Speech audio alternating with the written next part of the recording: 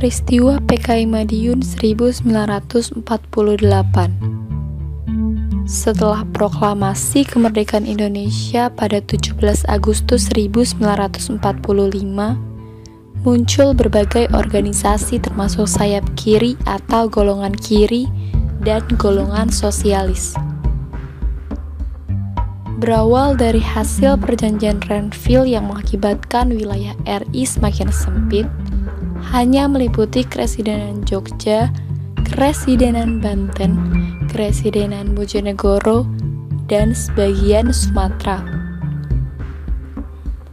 Hasil perjanjian Renville juga mengakibatkan jatuhnya Kabinet Amir Syarifuddin, kemudian digantikan oleh Kabinet Hatta.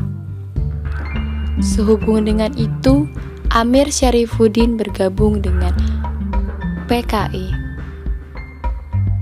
Kemudian, Mei 1948, Musso kembali dari Moskwa. Musso bernama lengkap Munawar Musso atau Musso Munawar, lahir di Kediri, Jawa Timur 1897, merupakan pemimpin komunis pada era 1920-an. Pada tanggal 11 Agustus 1948, Musso tiba di Jogja dan menempati kembali posisi di PKI atau Partai Komunis Indonesia. Di saat Hatta menduduki pemerintahan menggantikan Amir Syarifuddin, dibuatlah kebijakan untuk mengatasi masalah akibat semakin sempitnya wilayah, semakin banyaknya pengungsi, dan anggaran negara yang sangat-sangat defisit. Maka pemerintah mengeluarkan kebijakan RERA atau reorganisasi dan rasionalisasi. Salah satu kebijakannya yaitu dengan mengurangi jumlah tentara dari kurang lebih 200.000 menjadi sekitar 80.000 saja, dengan tujuan mengurangi anggaran dan membuat kekuatan militer Indonesia menjadi 1:1 atau 1 orang 1 senjata. Hal ini membuat laskar-laskar yang pro pada sayap kiri atau PKI merasa posisinya terancam. Padahal Hatta bertujuan menyalurkan mereka di usaha pabrik atau perkebunan agar lebih produktif. Akibat dari kebijakan-kebijakan RERA, banyak kaum sosialis, komandan pasukan bergabung dengan PKI. PKI menganggap RERA akan menyingkirkan posisi kunci sebagai tentara. Maka muncullah demonstrasi yang berakhir menjadi kerusuhan-kerusuhan. Ditambah dengan anggapan PKI bahwa pemerintah pada Kabinet Hatta dipengaruhi oleh Amerika untuk menghancurkan PKI. Sebelumnya terjadi pertemuan rahasia di dekat Madiun yang dihadiri Soekarno-Hatta, Sukiman Wirjosanjojo atau Menteri Dalam Negeri pada saat itu, M. Ruem yang merupakan anggota Masyumi, dan hadir pula pihak Amerika dari PBB yaitu Merle Cochrane. Perundingan tersebut disebut sebagai perundingan serangan untuk memberi bantuan kepada polisi Republik Indonesia dalam menghadapi PKI. Pemimpin-pemimpin militer PKI seperti Letkol Dahlan mulai menggerakkan pasukan untuk membatalkan RERA yang mereka anggap akan membuat mereka tersingkir. Pada 18 September 1948, mereka mulai menggerakkan pasukan untuk lebih dulu menguasai kekuasaan di Madiun. Kemudian ketika kekacauan semakin membesar, diproklamasikan berdirinya negara Uni Soviet Indonesia yang berkiblat pada Uni Soviet. Inilah cikal bakal pemberontakan Madiun yang kemudian ditanggapi pemerintah dengan memecat orang-orang yang dianggap terlibat. Pendukung Musso digempur dua arah di divisi barat oleh Kolonel Gatot Subroto dan Divisi Timur oleh Kolonel Sungkono. Soekarno menyeru Sudirman untuk mengerahkan TNI dan dapat menumpas pasukan PKI dalam 2 minggu. Tanggal 30 September 1948, kota Madiun dapat dikuasai. Akhir November 1948, pasukan musuh dapat ditangkap dan musuh tewas, termasuk Amir Syarifuddin tewas dan dimakamkan di Ngalihan.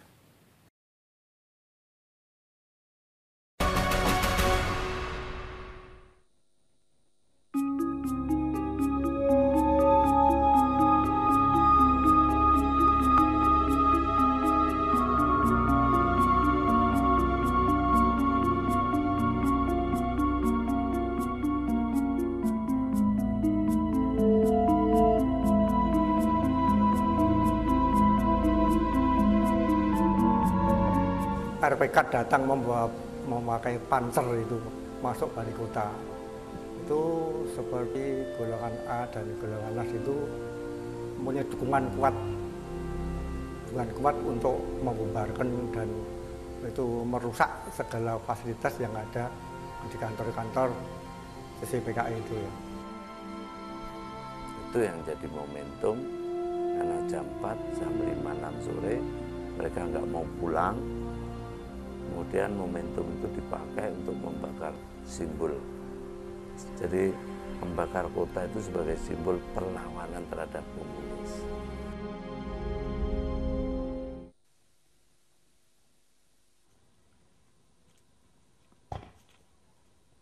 Ya, kita sekarang ada di lokasi Gedung Kopi, satu aliran berada di aliran Sungai Bengawan Solo.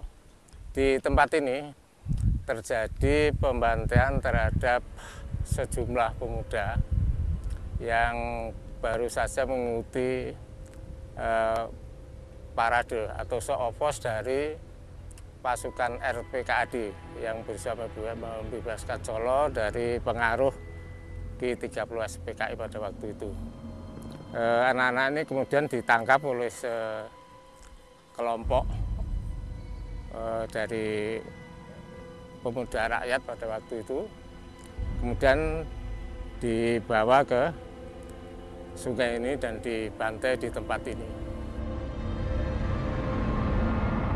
Setelah terjadinya pembantaian ini rupa-rupanya itu suasana berubah. Jadi seakan-akan rakyat itu semua marah dan organisasi massa itu kadang-kadang melakukan penggerebekan di mana pemuda rakyat itu ada. Nah, penggerebekan itu boleh dikata menghakimi sendiri. Belum pernah terjadi di Surakarta itu kecuali peristiwa G13. Begitu militer sudah menguasai sipil, operasi dengan gerakan Handa ini. Rekrutmen massa diberi strategi sedikit saja pendidikan militer supaya ada ideologi memihak kepada militer itu. Itu operasi tangkap diarak ke balai kota. Sebab kalau tidak begitu, posisi masyarakat Pinjur ini ketakutan terus kalau malam hari.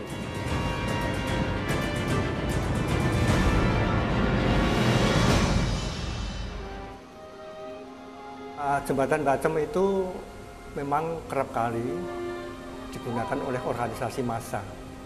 Jadi dia kalau mendapatkan istilah ya kakapnya, pinggulnya PKI itu dihakimi sendiri dan dibawa ke Bacem. Kemudian ada ya orang senjata membuat ada dari pasukan ABRI atau itu ada senjata, tapi akhirnya yang melakukan itu malah justru rakyat. Udah kita lakukan saja biar akhirnya setelah dia dipukul ya tembak, akhirnya dia masuk ke sungai Bacem itu ya, di Bacem itu jembatan Bacem. Simbol Bacem itu simbol tokoh yang dibunuh, dikorbankan. itu ancar-ancar di dalam image, kelihatannya korban baliknya yang lebih banyak operasi. Karena ada 1-2 bulan yang tidak terkontrol. Gitu loh. Perorangan dendam saja bisa membawa orang nggak senjata dibawa ke sana. Waktu pembubaran di Sukoharjo, saya itu heran. Mengapa kok ini kok semua pakai caping semua ya? Saya tanyakan loh kok sama Pak Presiden itu dulu, Pak Presiden. Oh, kok itu pakai caping semua pembubarannya? Kamu nggak tahu toh, toh. Itu kan untuk supaya dia itu nggak ketahuan mukanya itu. Dari profilnya itu kalau pakai caping kan nggak, profilnya nggak kelihatan itu. Dulu Tapol itu terkenal sekali di Solo, mana tahanannya dalam kerajaan, di dalam keraton yang harus rumah itu untuk raja, namanya dalam Sasono Mulyo, itu simbolnya dulu Tapol.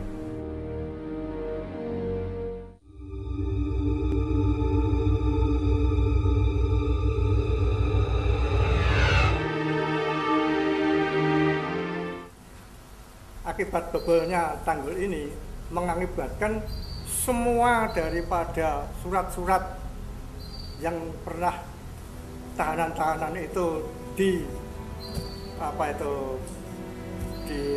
sidik itu sudah muat-muat hancur berbulan ya. Jadi sudah tahanannya yang di balik kota diungsikan, surat-suratnya yang ada di suatu juga sudah tidak karu-karuan murat-marit itu ya. Kalau faktual itu banjir siklus 70-an, enggak, 70 tahunan, enggak bakal sampai ke sana. Jadi ketika korbannya cukup banyak, ini diredam. Seperti kalau saya terjemahkan, peredaman ini sebagai tumbal. Yang korban banjir itu menjadi tumbal, ibarat menutup selesainya peristiwa ketika